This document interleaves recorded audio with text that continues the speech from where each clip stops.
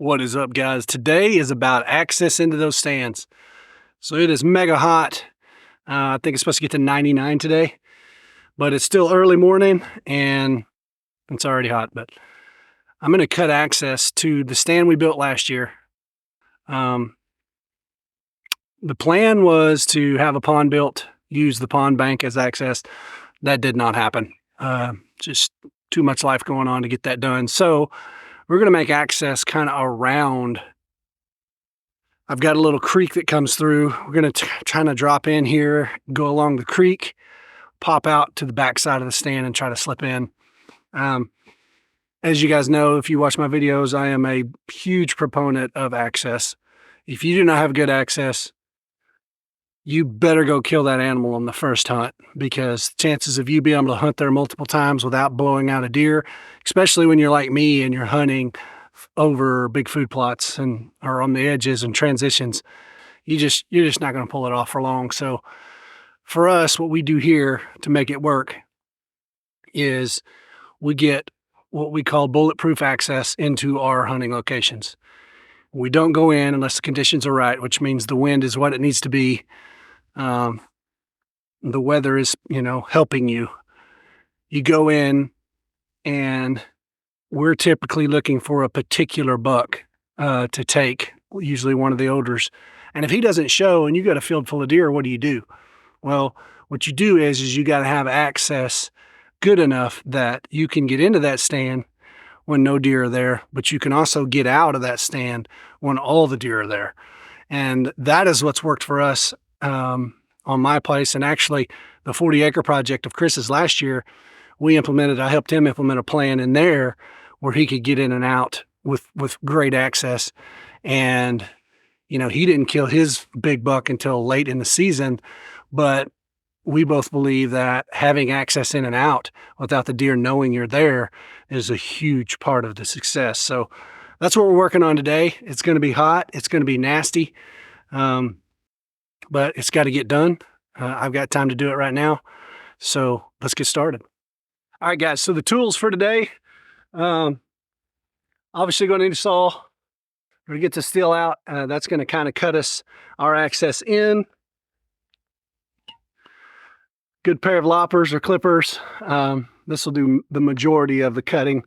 The saw we'll only use for the big stuff.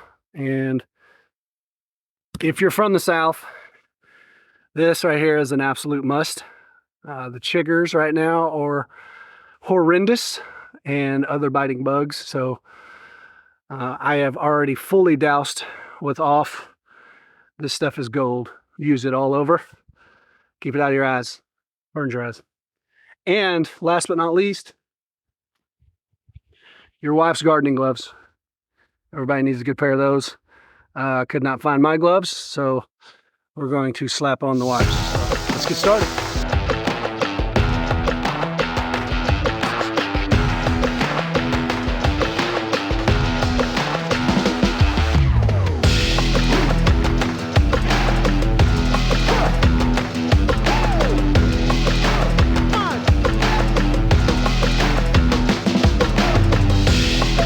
And shockingly enough, they almost fit. I don't really know how I feel about that.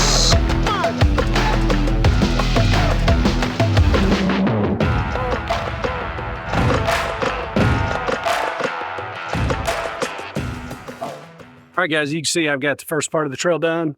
I want to be able to come in here in the dark and leave in the dark without making any noise. That's always my goal. And I don't typically go this wide, but Zero Turn is able to get back here to this point. So I'm just going to use it. I'll keep this completely mowed to the ground where I can get in and out of here super, super quiet. And I don't want to leave any scent on anything that could touch my clothing or anything. Boots will be sprayed down when we come in here. So the idea is to leave as little as scent as possible. And if by chance a deer actually fell into my trail, it wouldn't spook them and run them off. There is a possibility, the way this thing lays out, I do have a lot of cover on this side, but it's the only access I have. Not to say that deer can't bed in here, because they can. It's just, this is somewhat close to my home.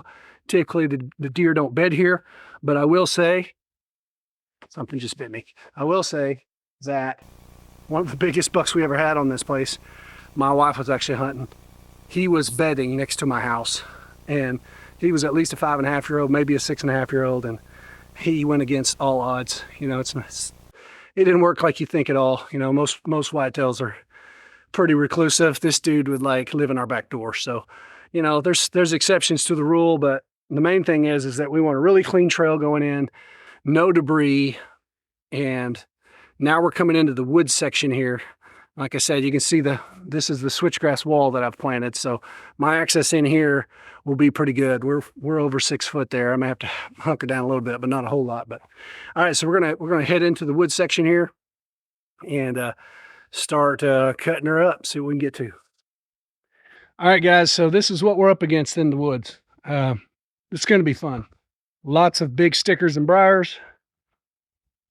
And the goal is to try to go down the edge of this creek, staying in the timberline, in the thick stuff to get into that stand.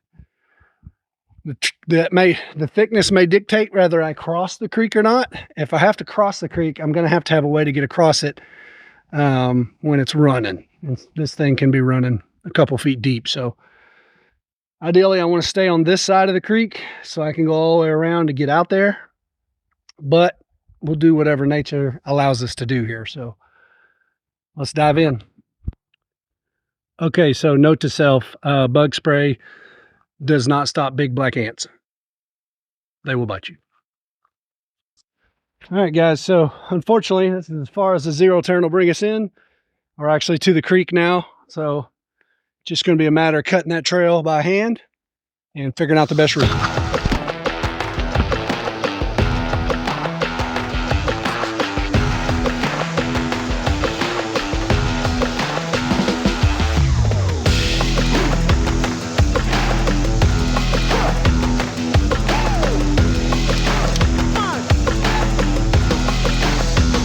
I'm on an episode of Lost.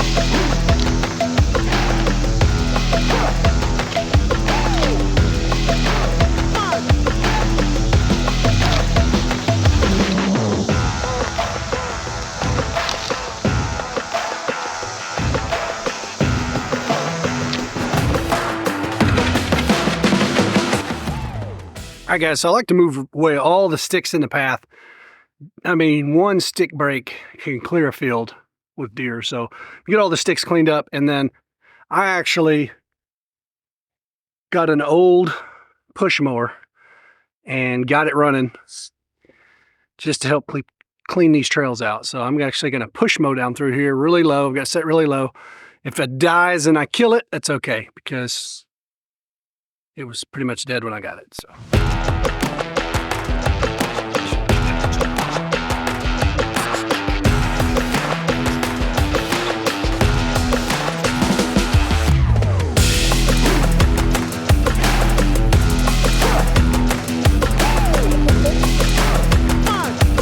thing's no snazzy, it's got a self-propelled feature.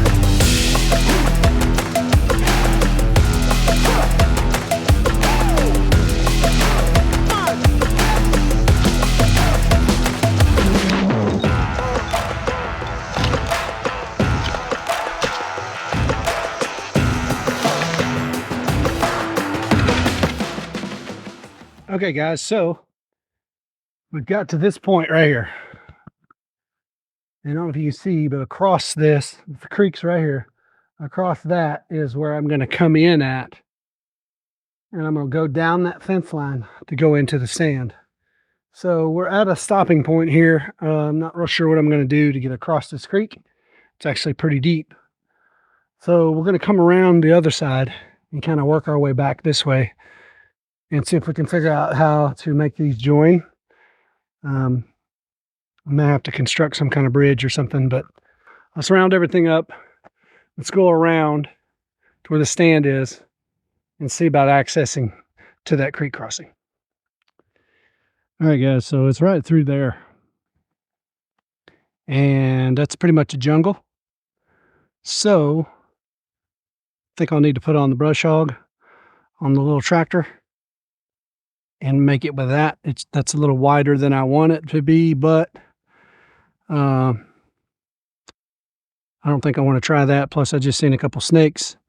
So I'd rather be sitting on a tractor than walking through that. And then we'll get to the creek crossing itself, which is right there, and figure out how we want to come across the creek.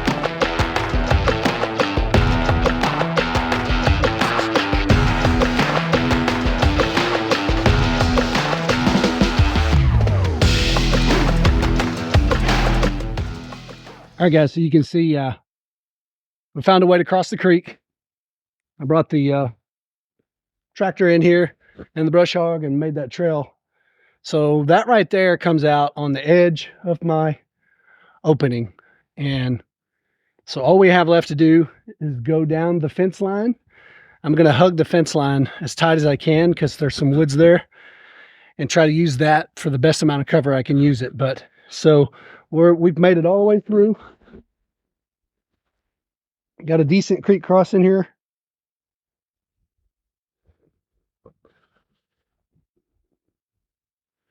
And this is where we come out on the field edge.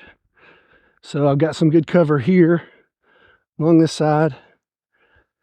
So that's where my pond is eventually going to be, but have not got that finished yet.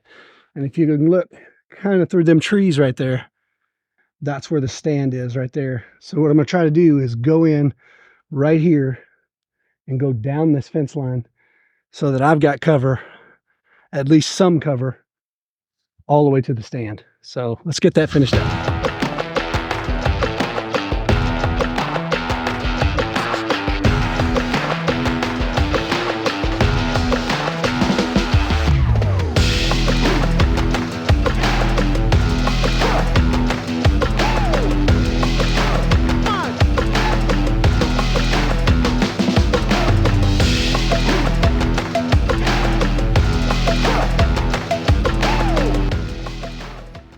Well, guys, that is a wrap. We made it all the way to the stand. I was really wanting to get this done today. It turned into an all-day project, which doesn't surprise me at all. Man, for me, one thing I've learned over the years, especially if you're hunting over food sources, this is the food plot back here behind it. This is the stand we built last year. If you haven't seen that video, you can check it out. It's a pretty good one. But access is so important. And if you can nail down your access, make it bulletproof, don't come in with the wrong wind, you'll win the battles.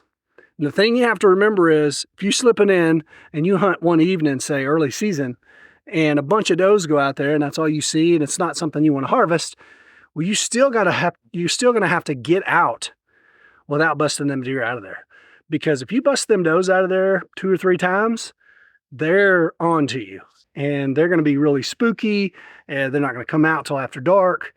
And if you do that to your does, it's going to affect your buck movement, obviously.